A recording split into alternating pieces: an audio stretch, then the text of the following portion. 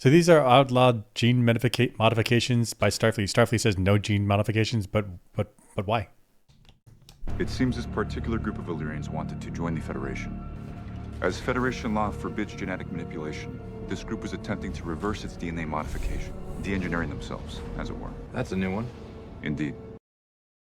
Okay. So I think if I remember from the original series, the issue with gene modifications, it was that they were superhumans by Khan Jungian Singh. He led a group, and then they tried to be like, we're the real humans, we're the new humans. Everyone else, you guys are beneath us. Is that right? Yeah. I think so. I think if I remember. Okay. I guess I'm also surprised. So I get the motivation for the fear of existence, right? There's an existential threat. If the mother species creates a daughter species, and the daughter species is like, nope, we're the new one that try to kill the originals. That's real bad. We got to make sure we never risk this again. Right? The thing that's why I can see why humans did it. The thing that's also surprising is that it's a Federation-wide ban, which means other species also got on board with this. I think it means that gene editing, gene modification, eugenics is so challenging that there has to be these super negative side effects that are so bad that we might as well outlaw all of it. And it's so challenging for all species, so that it's every species seems to come to a consensus that, yeah, we should outlaw it. I think. Why does the challenge mean outlaw? Because to me, it means scary. Scary means outlaw. But like we said earlier, if gene modification could cure cancer, that's great. That's great. So there's nothing against curing cancer with gene modification. So what is the drawback of doing that? Well, there must be something enormous there must be an enormous drawback so that they don't want to do it. And that must be species across different species. Otherwise, I don't see an argument for not doing gene modification, right? I think you convinced me is that the intentions for gene modification to cure illnesses and diseases, that's great intention.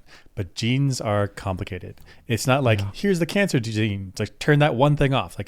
For one issue is that if you turn off a single gene, it might have consequences for other attributes. The second problem is that it's often not a single gene that changes into some phenotypical expression, right? It could be a combinations of several genes. And so the complication of editing genes and getting the result that you actually want leads to, we should just not do it because we tried it once and we ended up with superhumans that wanted to replace us. Yeah. But could we make an argument for gene modifications being wrong without those considerations? It's just wrong. Don't mess with people's DNA. Don't mess with epigenetics. Just leave it alone.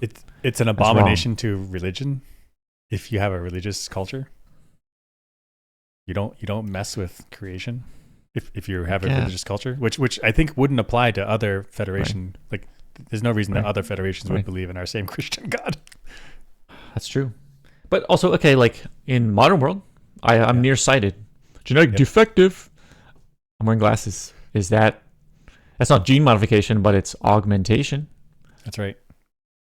When I go outside, my feet are little soft, namby-pamby feet. Got to wear shoes so I don't get cut up. That's augmentation. Yeah, right. That's right. Gosh, people have people have these cranial implants for hearing loss. Yeah, that's you're going to somebody's head.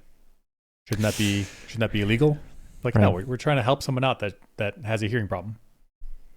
Right. It's fine, right? So augmentations of that type are not outlawed in the modern world. So that seems fine. That's right. If gene modifications could be similarly beneficial, I see no reason not to do them. I see no reason.